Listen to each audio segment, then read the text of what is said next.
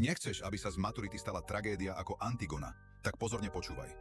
Bratia Eteokles a Polyneikos sa vymlátili tak brutálne, že obaja skončili 6 feet under. Nový král Téby, Kreón, povie: Eteokles bol náš, dostane hrob. Polyneikos bol zradca, nech ho zožerú vtáci. A ty?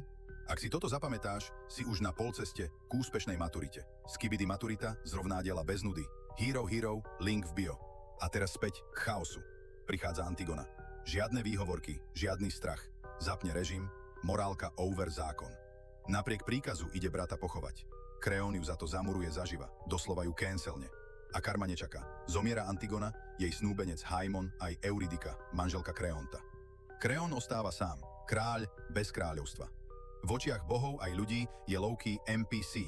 Toto je príbeh o tom, že pýcha plus tvrdohlavosť sú recept na tragédiu. A že zákony ľudí nikdy nemajú mať navrch nad zákonmi srdca.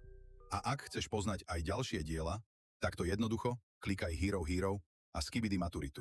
Lebo z maturity sa nestane tragédia, keď ju máš v malíčku.